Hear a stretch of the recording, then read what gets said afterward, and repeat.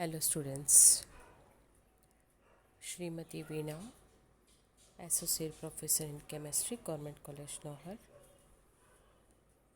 BSc part second में आज की इस क्लास में टॉपिक है physical and chemical properties of ethers, जिसमें विशेष रूप से आज हम पढ़ेंगे ईथर्स की फिज़िकल प्रॉपर्टीज़, इनके भौतिक गुण।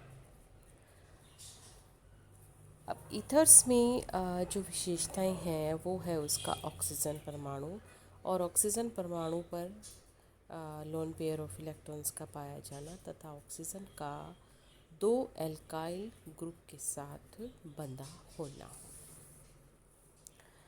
फिज़िकल प्रॉपर्टीज़ में जो मुख्य रूप से हैं वो इनकी डायपोलर नेचर के बारे में, बॉइलिंग पॉइंट तथा सॉल्युबिलिटी के बारे में हम आज पढ़ेंगे। तो सबसे पहले हम लेते हैं इनकी डायपोलर नेचर यानी द्विध्रुवीय प्रकृति। अब ईथर्स की ये विशेषता है कि ये द्विध्रुव प्रकृति होती है इनकी, और द्विध्रुव प्रकृति का जो मुख्य कारण है वो है ऑक्सीजन परमाणु का इलेक्ट्रोनेगेटिविटी कार्बन परमाणु से अधिक होती है, जिसके कारण बॉन्डेड इलेक्ट्रॉन ऑक्सीजन की तरफ आकर्षित होते हैं। तो ऑक्सीजन परमाणु आंशिक रूप से ऋणावेशित हो जाता है तथा जो इनसे जुड़े हुए अल्काइल समूह के कार्बन परमाणु हैं वे आंशिक रूप से पॉजिटिवली चार्ज हो जाते हैं। तो इस प्रकार से इसमें द्विध्रुव प्रकृति होती है। ऑक्सीजन परमाणु sp3 संकरित अवस्था में होता है तथा अगर इसकी स्ट्रक्चर की हम बात करते हैं तो ईथर्स की संरचना जो है वो चतुष्फलकीय होती है। ये जैसे आप इसमें एक स्ट्रक्चर देख रहे हैं, और द्विध्रुव आघूर्ण की वैल्यू भी लगभग इसमें 1.18 डी होती है। संरचना की अगर हम बात करें तो जो चतुष्फलकीय संरचना होती है, 4 sp3 संकर कक्षक होते हैं, जिसमें से 2 sp3 संकर कक्षक एल्काइल समूह के कार्बन परमाणु के साथ सिग्मा बॉन्ड बनाते हैं, और शेष बचे हुए 2 sp3 संकर कक्षकों में एक एक इलेक्ट्रॉन और लोन पेयर ऑफ इलेक्ट्रॉन उनमें उपस्थित होता है। अब ईथर में ये भी एक विशेषता है, इनका बॉन्ड एंगल 110 डिग्री होता है, और जो एक मुख्य जो विशेषता ये है कि इनके जो डायपोल होते हैं वो एक दूसरे को कैंसिल नहीं करते हैं। तो ईथर्स का एक निश्चित डायपोल होता है, यानी इनके डायपोल मोमेंट की अगर वैल्यू की अगर हम बात करते हैं तो वो कभी भी ज़ीरो नहीं होता है, और उसका कारण है इनका बॉन्ड एंगल, क्योंकि दो लोन पेयर ऑफ इलेक्ट्रॉन होते हैं और एल्काइल ग्रुप के कारण जो हैं ये इनमें ये अलग अलग बॉन्ड एंगल भी इनका एल्काइल समूह के आकार पे भी इसका निर्भर करता है। तो मुख्य बात ये है कि ईथर्स का डायपोल मोमेंट की वैल्यू कभी भी ज़ीरो नहीं होती है। सेकंड पॉइंट आता है वो है इनका बॉइलिंग पॉइंट, इनका क्वथनांक।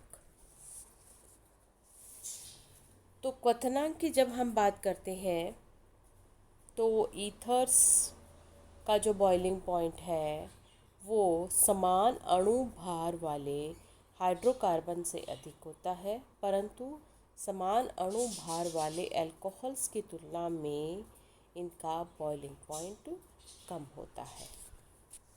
और उसका कारण है कि इसमें कोई हाइड्रोजन बॉन्ड नहीं पाया जाता, हाइड्रोजन बॉन्ड की अनुपस्थिति रहती है। जैसे एक एग्जांपल है C2H6O, अल्कोहल्स जो है ये क्रियात्मक समूह समावयवता ईथर्स के साथ दर्शाते हैं। तो C2H6O में अल्कोहल है, इथाइल अल्कोहल, और ईथर है di methyl ether.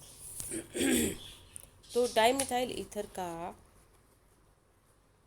Boiling point ethyl alcohol की तुलना में कम होता है, क्योंकि इसमें हाइड्रोजन बॉन्ड नहीं बनाते हैं।